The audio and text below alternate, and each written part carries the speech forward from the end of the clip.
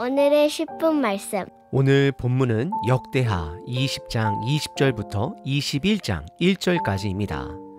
여호사밧 왕의 마지막 이야기를 다루고 있습니다. 여호사밧의 이야기는 역대하 17장부터 시작되어 긴 분량을 차지합니다. 흥미로운 점은 성경은 의도적으로 긍정적인 부분과 부정적인 부분을 번갈아 기록하고 있다는 것입니다. 우리는 이 말씀을 읽을 때 역대기가 포로에서 돌아온 백성들을 위해 기록된 책이라는 사실을 기억해야 합니다. 이 말씀은 당시 백성들에게만이 아니라 예수 그리스도의 두 번째 오심을 기다리는 오늘의 우리들에게도 주신 말씀입니다.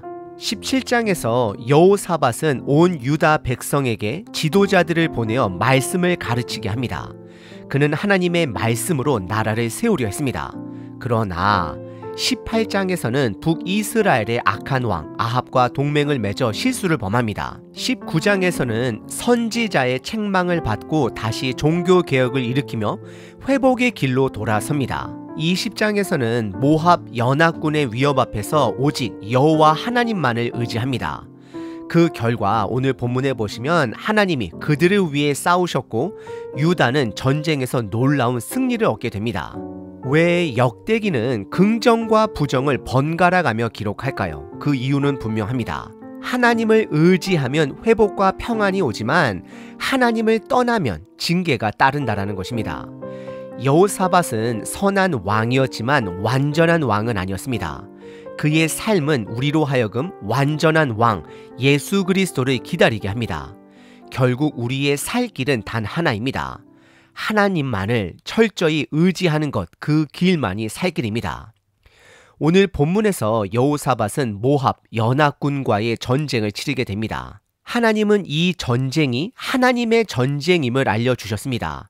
실제로 하나님께서 직접 싸우셨고 유다 백성은 그저 예배로 전쟁을 준비하고 승리 후에는 전리품을 거두며 성전으로 돌아와 다시 예배드립니다.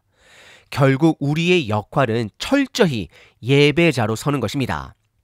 우리의 역할은 철저히 예배자로 서는 것입니다. 우리가 예배자로 설 때 하나님이 싸우십니다. 우리는 여전히 이 땅에서 죄와 싸우는 삶을 살아갑니다.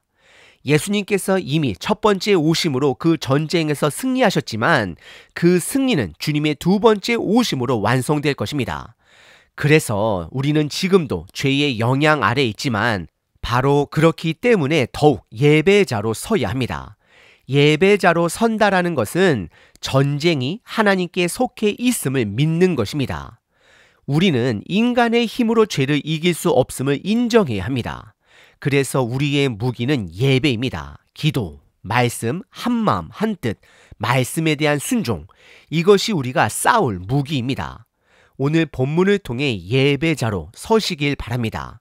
그 자리가 바로 하나님이 싸우시는 자리입니다. 절망의 장소가 찬양과 감사의 장소로 바뀌게 됩니다. 오늘 본문은 크게 두 부분으로 나눌 수 있습니다. 첫째는 여호와께서 주신 승리, 둘째는 여호사밧의 통치의 마무리 부분입니다.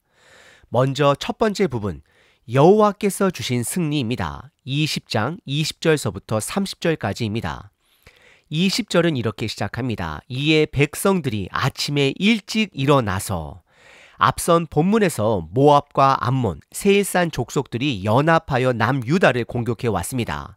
하지만 하나님은 분명히 말씀하셨습니다. 이 전쟁은 너희 것이 아니라 하나님의 것이다. 즉 하나님이 직접 싸우시겠다라고 약속하셨습니다. 그래서 유다 백성은 군사를 정비하거나 무기를 준비하지 않았습니다. 그들이 한 일은 오직 금식과 기도였습니다.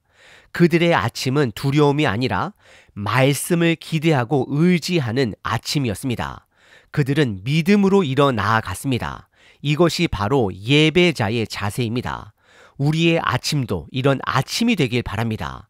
위기 앞에서 믿음은 감정이 아닙니다. 믿음은 방향입니다. 두려움이 사라진 것이 아니라 믿음이 두려움을 이긴 것입니다. 믿음은 하나님이 하셨음을 믿는 것입니다.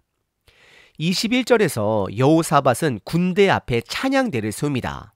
그들의 무기는 칼이 아니라 찬양, 곧 예배였습니다. 22절은 말합니다. 그 노래와 찬송이 시작될 때에 여호와께서 복병을 두사 하나님은 미리 복병을 준비해 두셨습니다. 이 복병은 유다 사람이 아니라 하나님의 개입, 곧 하나님이 쌓으시는 구원의 행위를 상징하는 것입니다. 예수님의 십자가가 바로 우리의 복병입니다. 하나님은 그 연합군들끼리 서로 공격하게 하십니다. 23절에서 암몬과 모압이 먼저 세일산 주민을 치고 그 다음에는 그 둘이 서로를 죽입니다. 결국 자멸로 끝납니다.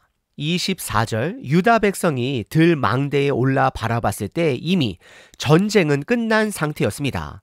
그들이 본 것은 오직 땅에 엎드려진 시체뿐이었습니다. 그들은 싸우지 않았지만 승리를 맛보게 됩니다. 믿음은 우리들이 원하는 결과를 만들어내는 힘이 아니라 결과를, 하나님의 뜻을 바라보는 시선임을 잊지 말아야 합니다. 내가 믿는 대로 되는 것이 아니라 말씀대로 되는 것을 신뢰하는 시선이 바로 믿음입니다. 25절 유다 백성은 전리품을 거둡니다. 예상치 못한 풍성한 전리품이 주어졌습니다. 예수님의 십자가로 주어진 생명은 우리에게 넘치는 영적 전리품이 됩니다. 26절 그들은 그 승리의 골짜기에서 찬송을 부릅니다. 그리고 그 골짜기를 브라가 골짜기라고 부릅니다. 브라가는 찬송과 감사라는 뜻입니다. 예수님께서 골고다 곧 해골 언덕에서 죽으심으로 그 죽음의 자리가 생명의 골짜기가 되었습니다. 하나님이 일하신 자리는 언제나 감사의 자리, 찬양의 자리로 바뀌게 됩니다. 우리가 예배자로 설 때 우리가 있는 곳이 바로 승리의 자리가 됩니다. 복음은 절망의 장소를 감사의 장소로 바꾸는 능력이 있습니다. 여러분들이 계신 그 장소는 어떤 장소입니까? 27절과 28절에서 유다 백성은 전쟁에서 승리한 후 성전을 향해 돌아옵니다. 그들의 행진은 교만이 아닌 감사의 행진이었습니다. 복음의 승리는 돌아옴입니다. 하나님께 돌아가는 것이며 예배로 돌아가고 감사로 돌아가는 것입니다. 결국 전쟁의 결말은 예배로 마무리됩니다. 참된 승리는 하나님께로 돌아가는 것입니다. 29절과 30절은 주변 나라들과 유다를 대조합니다. 주변 나라들은 하나님이 직접 싸우신 소식을 듣고 두려워합니다. 그러나 유다에게는 태평과 평강이 임합니다. 예수님의 두 번째 오심은 믿지 않는 자들에게는 두려움의 날, 믿는 자들에게는 평안이 완성되는 날이 될 것입니다. 결국 참된 평안은 하나님과의 관계에서 오는 것임을 기억해야 합니다. 두 번째 본문은 여호사밧의 통치의 종결부입니다.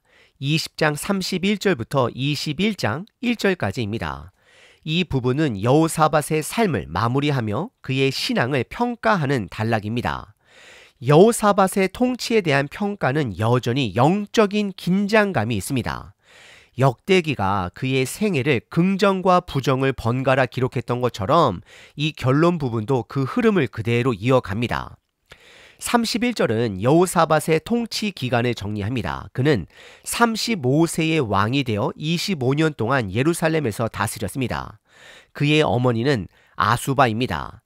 32절은 이렇게 평가합니다. 여호사밧은 그의 아버지 아사의 길을 따라 선하게 행했습니다.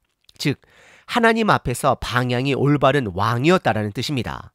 그의 인생은 완벽하진 않았지만 돌아서는 자를 기뻐하시는 하나님을 보여줍니다. 신앙의 본질은 완벽함이 아니라 방향임을 확인하게 됩니다. 하지만 33절에서 다시 긴장감이 등장합니다. 산당은 제거하지 아니하였으므로 백성이 아직도 그들의 마음을 하나님께로 향하지 아니하였더라. 여호사밧은 개혁의 의지를 가지고 있었지만 산당을 완전히 제거하지는 못했습니다. 즉 외형적인 개혁은 이루었지만 내면의 예배는 완전히 회복되지 못한 상태였습니다. 오늘을 사는 우리도 이 부분을 깊이 생각해야 합니다. 예수님은 요한복음 4장에서 사마리아 여인에게 말씀하셨습니다. 이 산에서도 말고 예루살렘에서도 말고 하나님께 참되게 예배할 때가 이른다라고 말씀하시며 하나님은 영이시니 예배하는 자가 영과 진리로 예배할지니라 라고 말씀하십니다. 예수님은 장소가 아닌 마음의 중심을 보셨습니다. 따라서 우리는 더 이상 특정한 장소에 의존하는 예배가 아니라 진리와 전심으로 드려지는 예배자가 되어야 합니다. 34절은 여호사밧의 마지막 행적이 선견자 예후의 책에 기록되었다라고 말합니다. 즉 그의 생애는 하나님 앞에서 기억되고 평가되었습니다. 하지만 35절서부터 37절은 또 한 번의 불안한 장면을 보여줍니다. 여호사밧이 북이스라엘 악한 왕 아합의 아들 아하시아와 동맹을 맺습니다. 그 목적은 무역을 통한 경제적 번영이었습니다. 하지만 그 동맹은 결국 영적 타협이었습니다. 선지자 엘리에셀이 경고했습니다. 왕이 아하시아와 교제함으로 여호와께서 왕이 지은 그 배를 부수시리라. 결국 하나님은 그가 만든 배를 부수셨습니다. 이 사건은 우리에게 분명한 메시지를 줍니다. 하나님은 성공보다 순결을 원하십니다. 하나님은 이 땅의 성공보다 온전한 순결한 마음, 예배를 원하십니다. 믿음의 길은 번영이 아니라 거룩의 길입니다. 구별된 삶입니다. 방심하면 신앙은 언제든지 무너질 수 있음을 말하고 있습니다. 그래서 우리는 늘 영적 긴장감을 잃지 말아야 합니다. 마지막 절 21장 1절은 이렇게 마무리됩니다. 여호사밧이 그의 조상들과 함께 누움에 그의 조상들과 함께 다윗성에 장사되고 그의 아들 여호람이 대신하여 왕이 되니라. 여호사밧은 다윗성에 묻히고 그의 아들 여호람이 왕위에 오릅니다.